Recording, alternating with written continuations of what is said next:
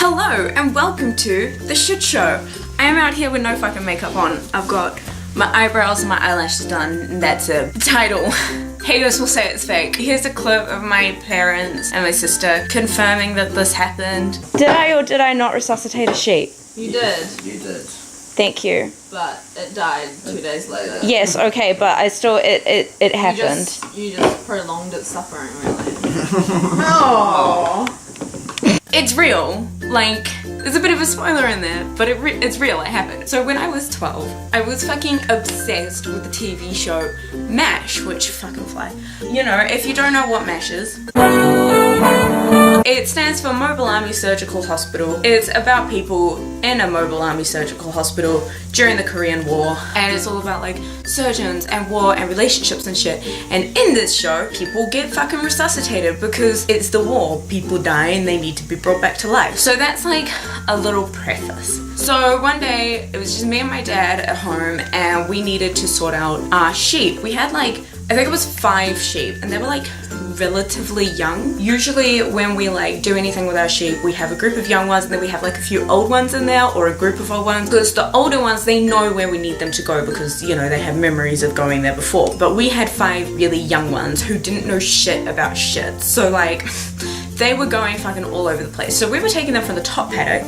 we were going to take them through the garden into the house paddock. Now one of them was really sick. So dad was like, okay, you take her through, just like walk her through, because she's gonna fucking die soon. Like I was walking with her between my legs and sort of like guiding her through the garden into the house paddock. Like that's how sick she was, that I had to like pretty much walk her from one place to another. And during that time walking her down through the garden, I formed an attachment because I'm a piece of shit. So the other 4, they fucking didn't know shit, okay? They were like all over the fucking place. So we spent a really long time basically just chasing these 4 sheep all over the place, trying to get them to where we wanted them to be, whilst this really sick one, we just sort of like kept an eye on her. They kept getting into the stream, on the stream bank, and it was like, no, we need you to be over the other side of that fence and the fucking house paddock. So at one point I remember the sick one, she sort of like fell off the bank there, and then there was a little ledge,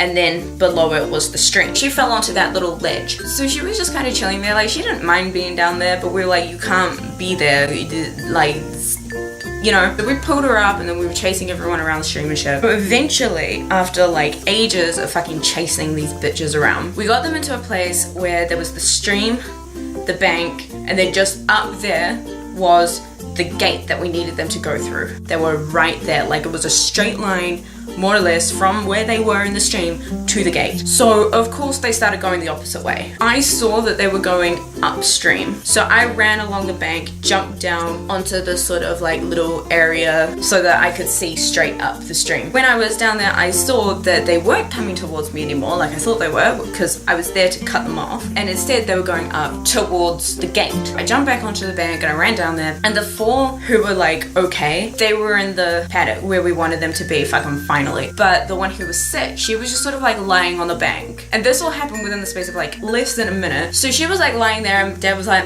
bitch is dead. And the way that you tell that they're dead is you like touch their eye, which sounds gross, because you know, if someone touches your fucking eye, you're gonna flinch, because like, no, this bitch was not flinching. Like she was dead. The clearest memory that I have of all of this going down, because obviously it was like 8 years ago now, the most vivid thing that I can remember from it was the little grains of sand in her eye.